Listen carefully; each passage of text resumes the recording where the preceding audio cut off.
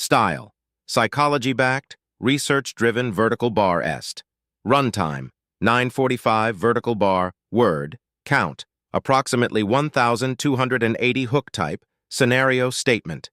There's a specific kind of grief that has no funeral. No one sends flowers. Nobody brings casseroles.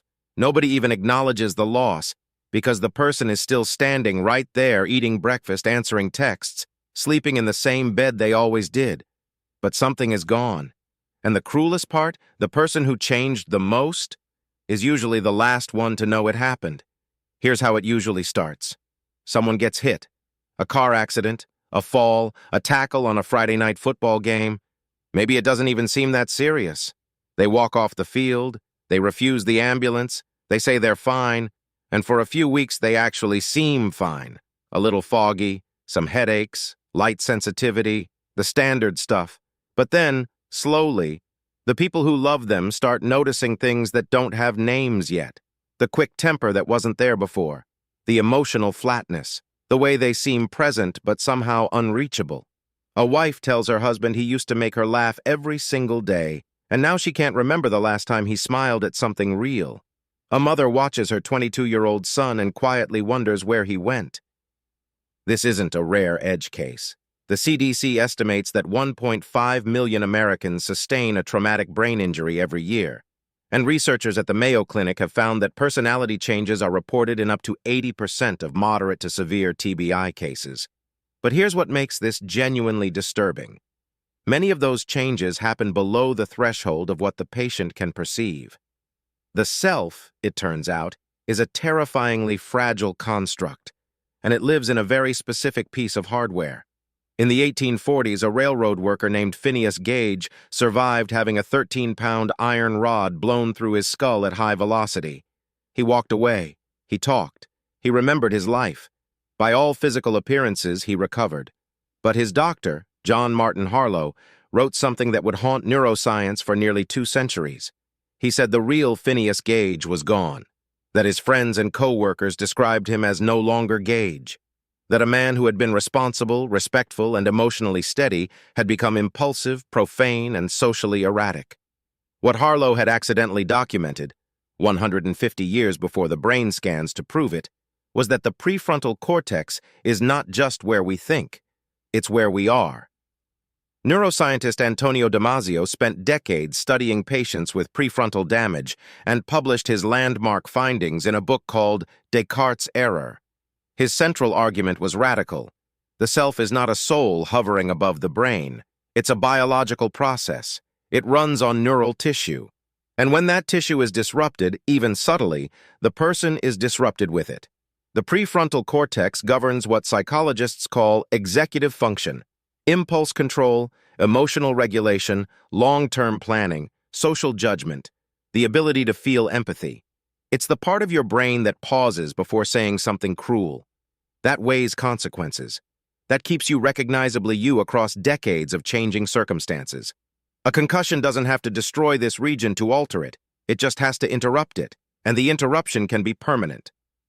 Researchers at the University of Toronto identified a phenomenon they called identity discontinuity, the subjective sense that the person you are after a TBI is fundamentally different from the person you were before. What makes this uniquely painful is something called the anosognosia effect, a clinical term for the brain's reduced ability to perceive its own deficits. In simpler terms, the same injury that changes your personality can also damage your capacity to notice that you've changed. Think about how deeply strange that is. The part of your brain responsible for self-awareness, the very mechanism you'd use to catch this shift, is also the part most vulnerable to impact. It's like asking someone to proofread with the part of their brain that got hurt.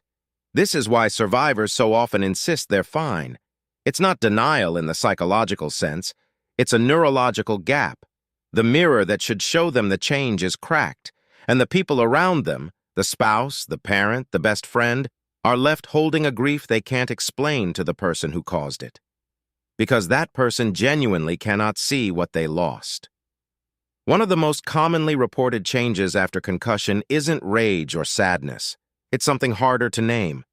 Researchers call it emotional dysregulation, but survivors describe it differently. They say things like, "I don't feel things the way I used to," or the opposite, "I feel everything at maximum intensity and I can't turn it down." Dr. Jonathan Silver, a neuropsychiatrist at NYU Langone and co-editor of the defining clinical text on traumatic brain injury, has documented that TBI survivors are 3 times more likely to develop depression, not as a reaction to the injury, but as a direct neurological consequence of it.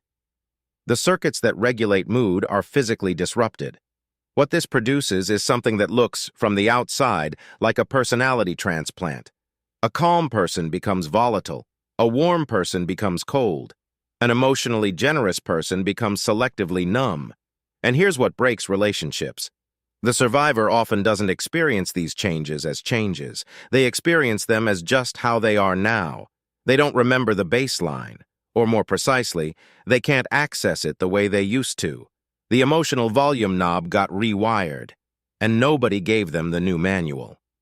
Psychologist Dan McAdams at Northwestern University built his career on what he calls narrative identity, the idea that your sense of self is not a fixed object.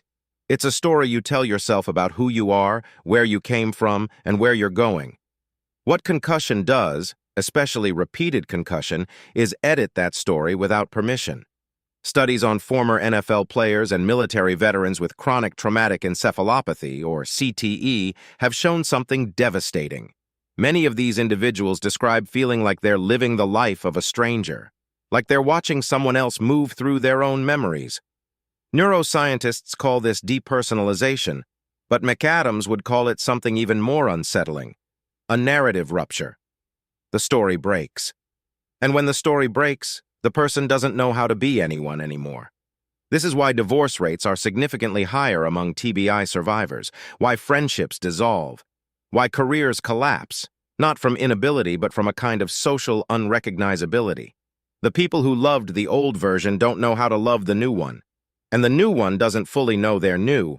It is, in the most clinical and most human sense, an identity theft, committed not by a person but by physics. Here's what I want you to sit with. If identity lives in biology, if who you are is at least partly a function of intact neural architecture, then the people we dismiss as difficult, cold, not the same, or broken after a head injury might not be failing a personality test. They might be surviving an amputation we can't see. And for anyone watching this who has a TBI in their own history, or suspects they might, this is not a verdict. Neuroplasticity research, including landmark work by Dr. Michael Merzenich at UCSF, shows that the brain retains a remarkable capacity for reorganization, not restoration to an identical original, but the construction of something new that works. The self after injury is not necessarily lesser. It's different, and different with the right support, with the right language for what happened, with someone who finally says, "I see what changed in you and I'm not leaving." Different can still be whole. Here's your one concrete thing. If you or someone you know has a history of concussion, even one that seemed minor, even one from years ago, find a neuropsychologist, not just a general practitioner. Ask specifically about personality and emotional regulation assessments, not because something is wrong, but because naming what changed is the first step to working with it instead of against it. The grief of losing yourself or watching someone you love become a stranger is real. But it's not the end of the story. It's just a chapter nobody warned you was coming. If this video gave you language for something you've been carrying, share it with someone who needs it. That's the only reason we make these. Key emotional arc, from quiet unease, clinical revelation, devastating recognition, unexpected compassion and agency, thumbnail concept, a person's face split down the middle, one side in sharp focus, one side slightly blurred or fragmented, as if disintegrating. High contrast, cool tones with one warm light source. Thumbnail text, you changed and didn't know it.